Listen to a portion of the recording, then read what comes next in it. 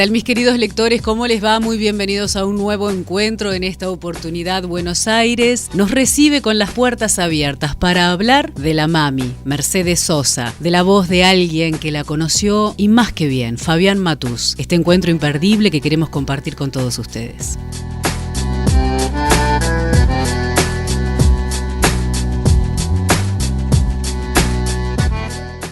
Para mí, encontrarme contigo, te lo decía recién fuera de cámaras, Fabián o Fabiancito, como tantas veces se te nombra, Matús, encantadísima y agradecida por tu tiempo, por venir acá a contarnos un poco más de la vida de esta inmensa mujer.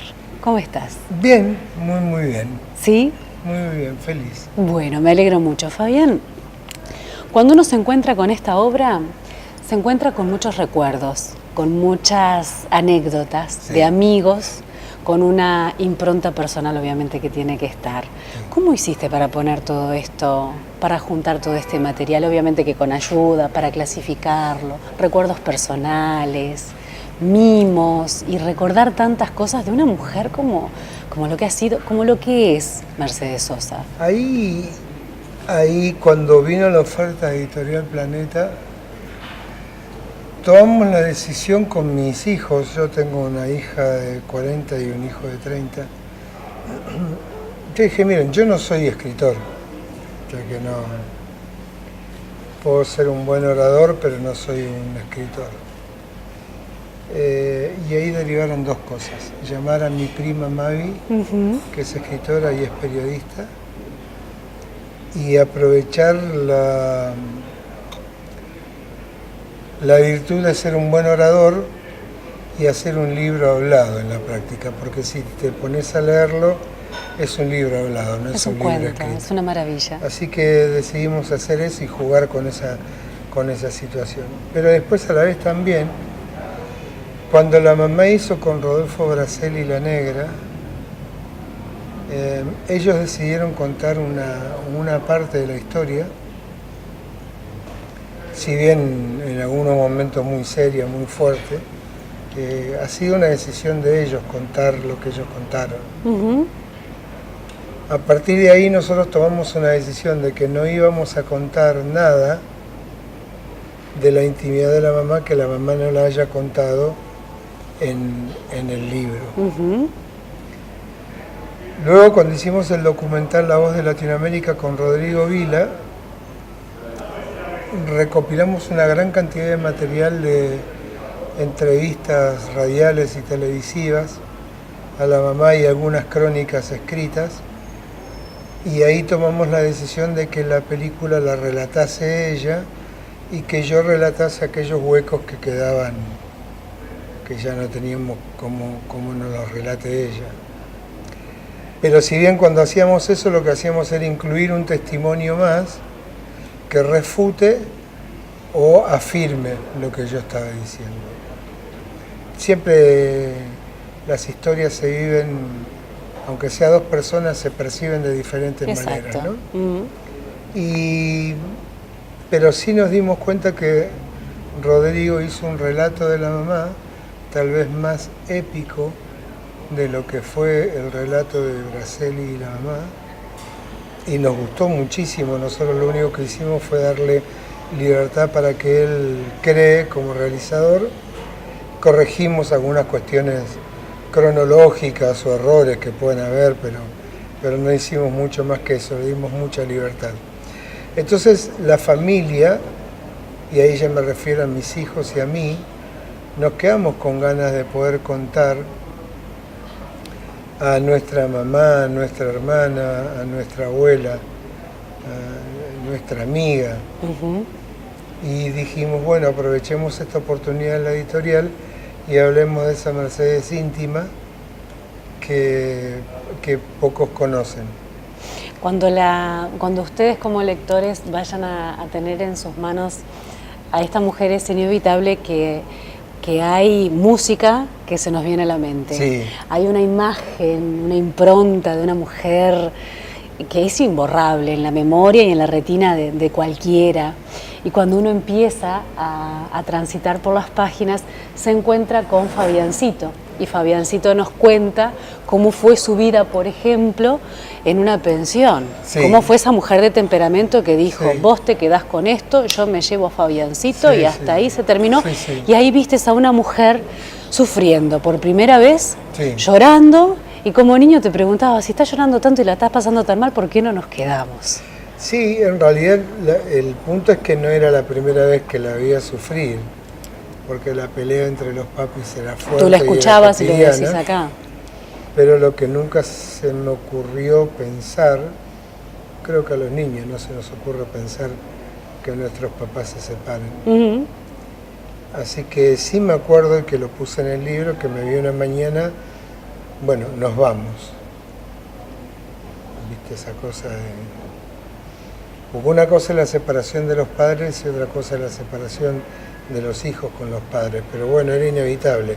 En ese momento yo no lo tuve claro.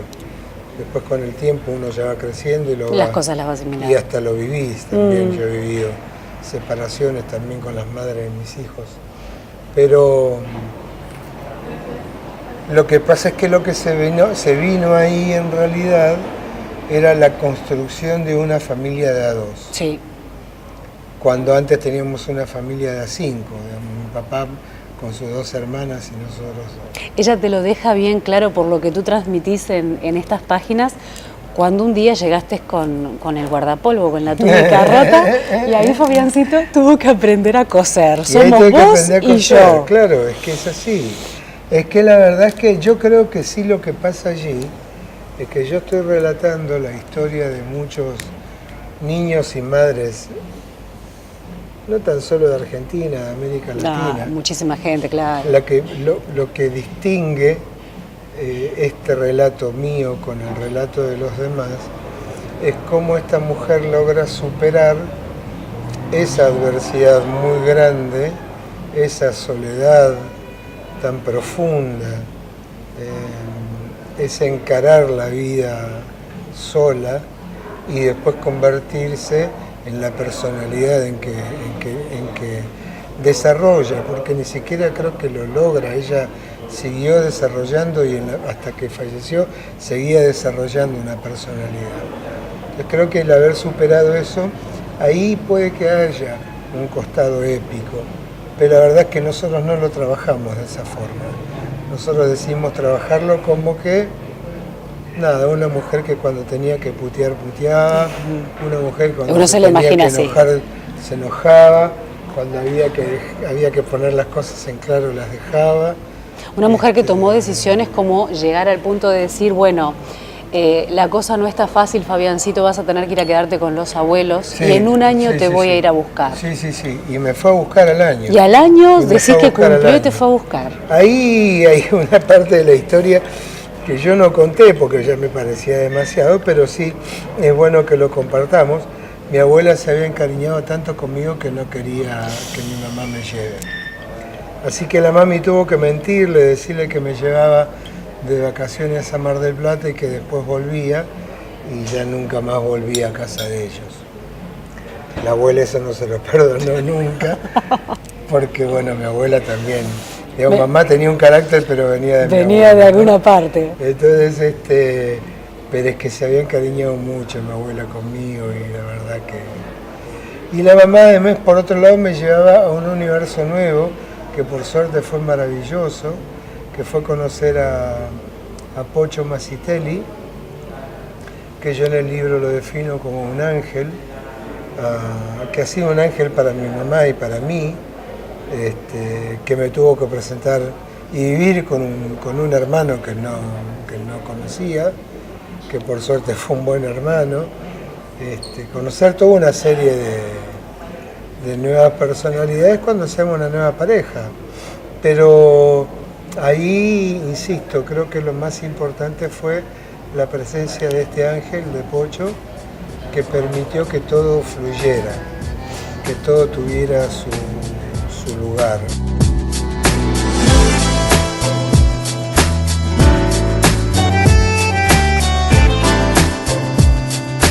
También tuviste una separación de la mamá con el exilio. Con el exilio, sí. Y has compartido una de las cartas que ella te manda desde España, exilio. desde exilio. Porque ahí lo que pasó es que cuando ella partió a exilio yo ya tenía una hija.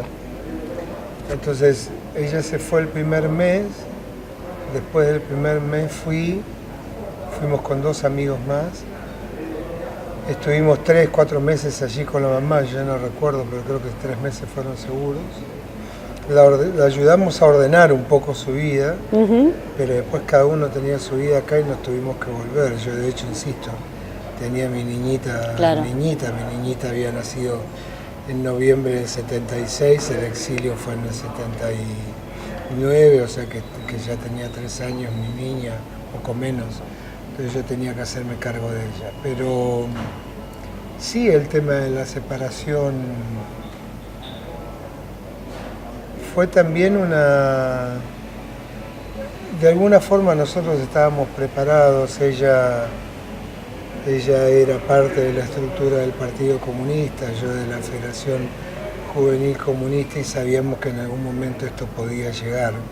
Bueno, llegó, así que de alguna forma teníamos el temple necesario como para poder sobrellevar el dolor del exilio, porque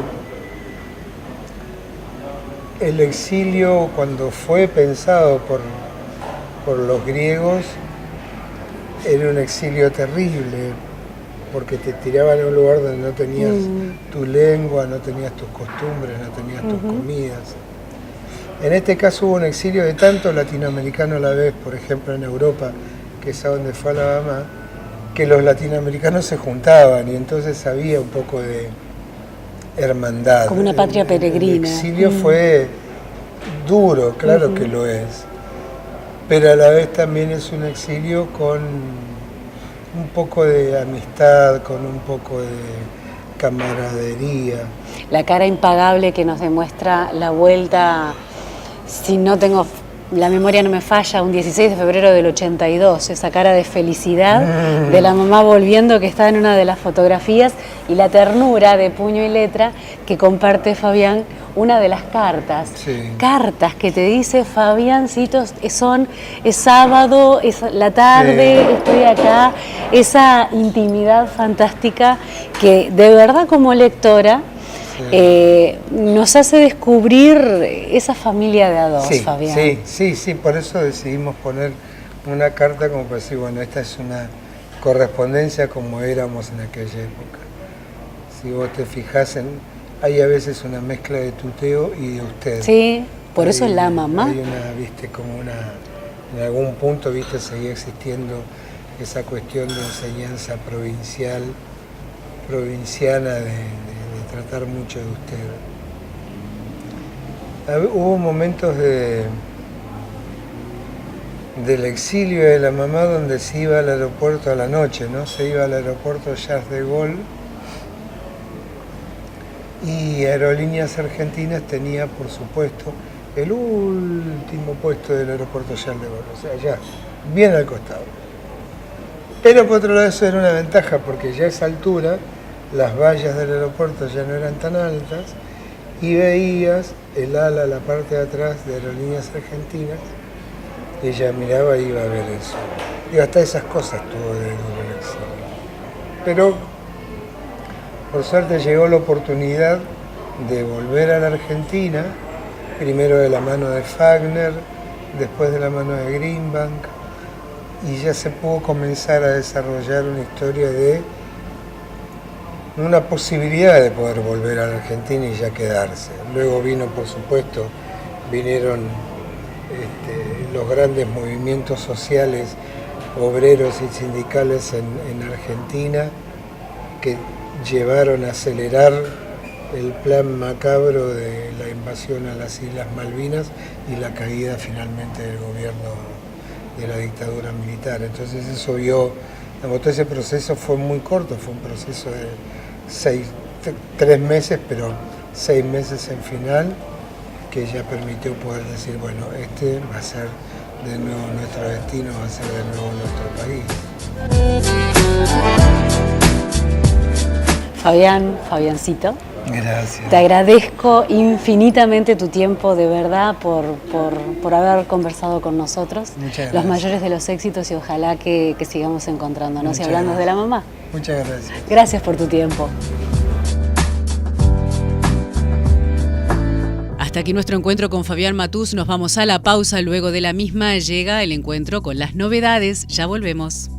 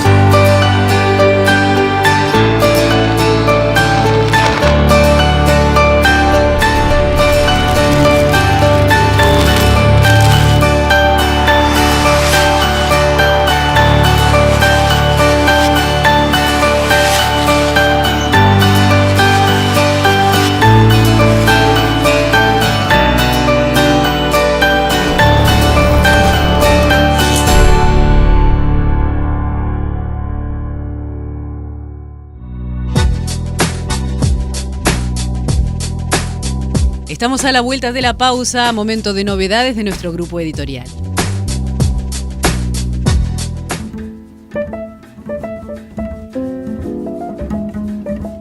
La invitación es a revivir el Mundial del Fútbol de México de 1986 con perspectiva, con detalle, con gran carga emotiva para conocer al fin de una vez la verdadera historia. A 30 años del Mundial de México se consagró a Diego Armando Maradona como el mejor jugador del mundo, a Carlos Salvador Vilardo como un entrenador de gran prestigio y a un grupo de jugadores como verdaderos héroes del fútbol argentino. Esta enorme investigación registra el largo proceso que llevó a ese plantel a la gloria. 1986, la verdadera historia es el relato de ese milagro contado por los protagonistas que recuerdan esos días desde la perspectiva del paso del tiempo y revelan cosas que nunca antes habían contado.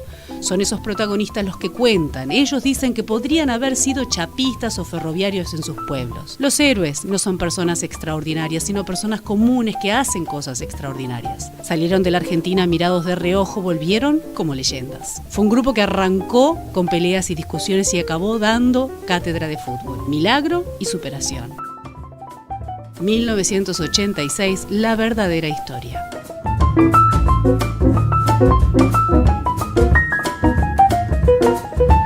Cuando estamos deprimidos, la mayoría creemos que nuestra situación es desesperada. En Descubre la felicidad con Mindfulness, Elisha Goldstein nos asegura que no es así. El secreto para superar la depresión y descubrir la felicidad consiste en aprovechar la capacidad antidepresiva natural de nuestro propio cerebro y crear de este modo una mayor fortaleza emocional. Este libro es, fundamentalmente, un persuasivo argumento en favor de la esperanza. Haber sufrido una depresión en el pasado no significa que deba sufrirla en el futuro. Se pueden desarrollar las regiones cerebrales que protegen de la depresión y ralentizar las que la fomentan, para así liberar y reforzar los antidepresivos naturales del cerebro, con lo que contribuirá en gran medida a desarrollar la fortaleza emocional que necesita para disfrutar de los buenos momentos, sobrevivir a los momentos difíciles y a abrirse a una vida que verdaderamente vale la pena vivir. Descubre la felicidad con Mindfulness.